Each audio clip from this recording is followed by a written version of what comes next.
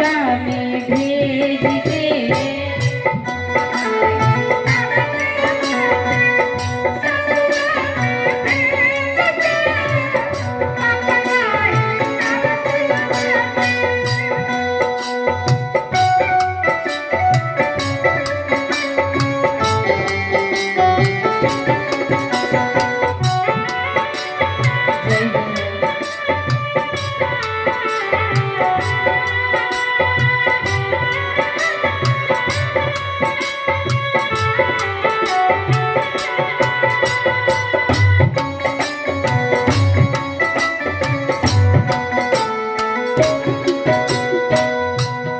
देखी, जब बाप के पता चलेला तो बाप अपने बेटी के पास दौड़ल जाने, अपने बेटी के देखे खातिर कि हमार बेटी के का हाल हो गइल बा। 4 दिन अभी शादी भइले ना भइल, आई हम कौन बात सुन लेनी। और एगो बाप अपने नसीब पे पछताला कि बेटी तू गरीबी के घरे काहे जन्म लेहलो। बाप अपने नसीब के कोसेला, का कहेला, का कही बाबूजी हो अपना नसीब के।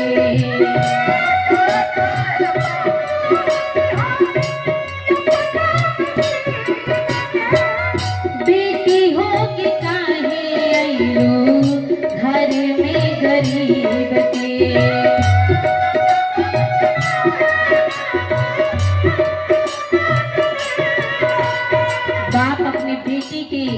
जब बेटी एगो फसरी लगा के मर जाले, वो बाप अपने बेटी के चरण के पकड़ के रोवेला, कहेला, जियते मुआई देहलू हमरा के तेज के। जियते मुआई देहलू हमरा के तेज के। पाप नाही करती हो बेटी ससुरा में भेज के। पाप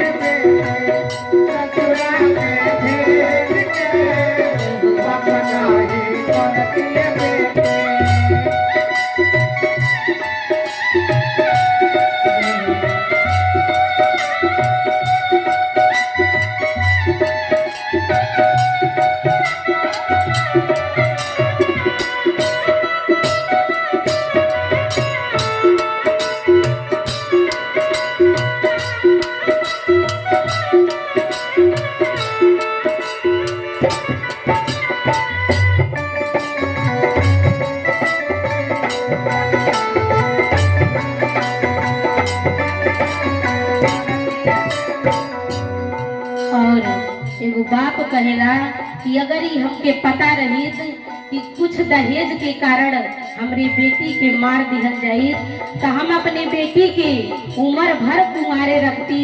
लोग हमके भला बुरा भले कहलीत, लेकिन हम अपने बेटी के बियाह कबो ना करती कि हम अपने बेटी से ही अपन हाथ धोली। बाप कहेला, करती बियाह नहीं रखती कुंवारी।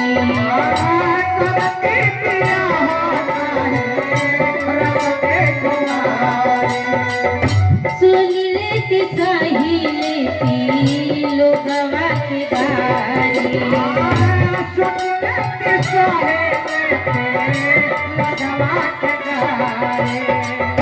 अलगाना होके देती अपना करेज के।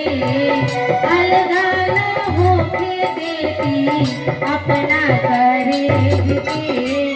अपना ही करती हो बेटी ससुरा में भेज के।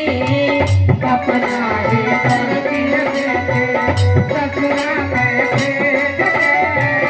अपना ही करती हो बेटी।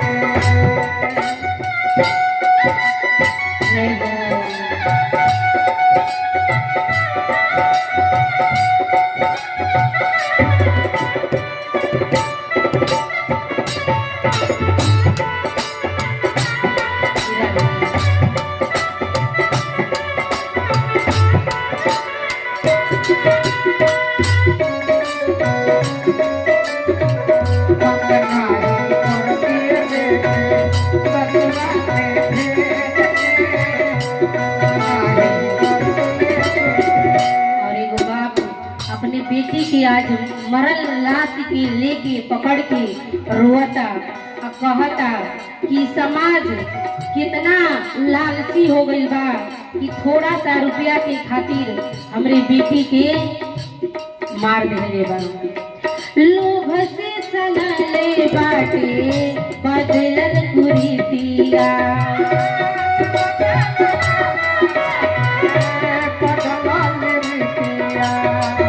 जहर मिलावल जाता मिलाई के प्रीतिया,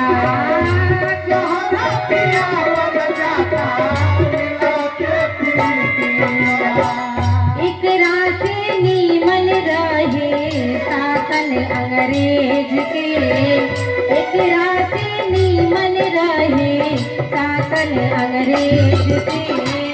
अपनाही करके हो बेटी ससुराली भेज के, अपनाही करके बेटी ससुराली भेज के, अपनाही करके बेटी ससुराली भेज के, अपनाही करके बेटी। बोल दियानंद कंद भगवान की।